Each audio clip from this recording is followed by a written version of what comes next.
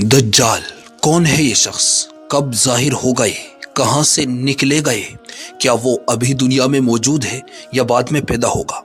वो लोगों को किस तरह धोखे में डालेगा? उसका फितना कैसा होगा? वो कहां कहां जा सकेगा और कहां नहीं जा सकेगा? और आखिरकार उसका अंजाम क्या होगा?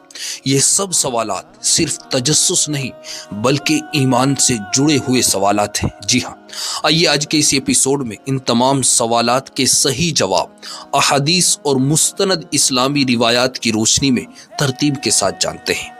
दोस्तों, दज्जाल या मसीहुद दज्जाल आखिरी ज़माने में ज़ाहिर होने वाला वो शख्स है जो क़यामत की बड़ी निशानियों में से एक है।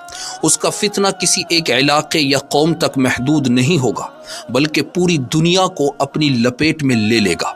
यही वजह है कि प्रोफेट आदम अलैहिस्सलाम से लेकर आखिरी नबी तक हर नबी ने अपनी कौम को दज्जाल के फितने से डराया है। ये कोई मामूली फितना नहीं होगा बल्कि सबसे बड़ा फितना होगा। दोस्तों, अरबी जुबान में दज्जाल के माने आते हैं सच को ढांप देना, झूठ पर मुलम्मा चढ़ा देना। इसीलिए दज्जाल को दज्जाल कहा गया क्योंकि वो हक को बातिल से छुपा देगा और बातिल को हक बनाकर पेश करेगा। झूठ, फरेब और धोखाधड़ी उसकी शख्सियत का बुनियादी वस्फ होगा। दोस्तों, अहादीस की रोशनी में ये बात वाज़ेह होती है कि दज्जाल का ताल्लुक कौम यहूद से होगा। यहूदी एक मसीह के मुंतज़िर हैं, लेकिन हकीकत में जिस मसीह का वो इंतज़ार कर रहे हैं वो दरअसल दज्जाल ही है। इसीलिए उसके पैरोकारों में यहूदियों की बड़ी तादाद होगी। दज्जाल का ज़ुहूर क़ुर्ब क़यामत होगा, एक ऐसा वक्त कि जब इल्म उठ जाएगा, जहालत आम हो जाएगी और लोग सच और झूठ में फ़र्क करना छोड़ देंगे। ये वो माहौल होगा जिसमें दज्जाल के फितने को कबूल करना लोगों के लिए आसान हो जाएगा। अहादीस में दज्जाल के खरूज के बारे में कई मकामात मिलते हैं। दोस्तों, शाम और इराक के दरमियान का रास्ता, खूज और किरमान, खुरासान, इस्फहान का यहूदिया इलाका। उलमा ने इन सब में तत्बीक यूं दी है कि दज्जाल का इब्तिदाई ज़ुहूर शाम और इराक के दरमियान होगा, लेकिन उस वक्त वो ज़्यादा मशहूर नहीं होगा। उसके असल मददगार इस्फहान के यहूदी होंगे जिन्हें साथ लेकर वो खुरासान की तरफ बढ़ेगा और वहीं से अपने फितने को पूरी दुनिया में फैलाएगा। अब सवाल ये है, क्या दज्जाल इस वक्त दुनिया में मौजूद है?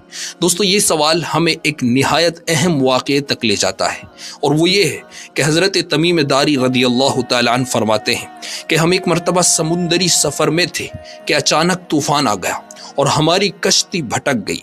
कई दिनों के बाद हम एक अजनबी जजीरे पर पहुंचे। वहां हमें एक अजीब मखलूक मिली जिसका जिस्म बालों से ढका हुआ था। उसने हमें एक गार में पहुंचाया जहां एक इंसान जंजीरों से जकड़ा हुआ था। उसने हमसे दुनिया के हालात पूछे और फिर कहा, मैं वो हूं जिसे तुम दज्जाल कहते हो और मुझे इजाज़त दी जाएगी कि मैं दुनिया में निकलूं। दोस्तों, ये वाक़या इस बात की दलील है कि दज्जाल मौजूद है और अल्लाह के हुक्म का मुंतज़िर है। दज्जाल की एक आंख बिल्कुल नाकारा होगी। ये सिर्फ जिस्मानी नुक्स नहीं बल्कि एक अलामत है।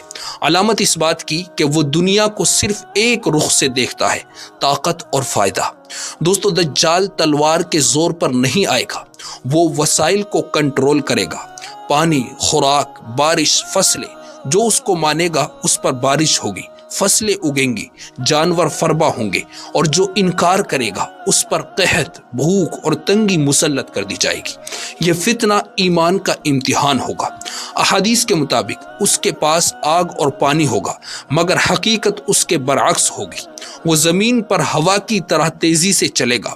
उसके साथ शयातीन होंगे जो इंसानों की शक्ल में आएंगे। वो मुर्दों को जिंदा करने का धोखा देगा। एक मोमिन को कत्ल करके जिंदा करेगा मगर दोबारा कत्ल नहीं कर सकेगा। ये सब लोगों को आजमाने के लिए होगा। दोस्तों, दज्जाल पूरी दुनिया में घूमेगा लेकिन मक्का और मदीना में दाखिल नहीं हो सकेगा। इन दोनों शहरों के रास्तों पर फरिश्ते पहरा दे रहे होंगे। ये अल्लाह की खास हिफाजत है। अहादीस बताती हैं कि उसके पैरोकारों में यहूदियों की अक्सरियत होगी। औरतों की बड़ी तादाद उसकी पैरवी करेगी। कमज़ोर ईमान वाले उसके फितने में जल्द मुब्तला होंगे। जब दज्जाल अपने फितने की इंतहा को पहुँचेगा उसी वक्त हज़रत ईसा अलैहिस्सलातु वस्सलाम आसमान से नाजिल होंगे। हज़रत ईसा जब दज्जाल को देखेंगे तो वो ऐसे पिघलने लगेगा जैसे नमक पानी में। आखिरकार हज़रत ईसा اسے فلسطین کے مقام باب لد پر قتل کر دیں گے، اور یوں تاریخ کا سب سے بڑا فتنہ ہمیشہ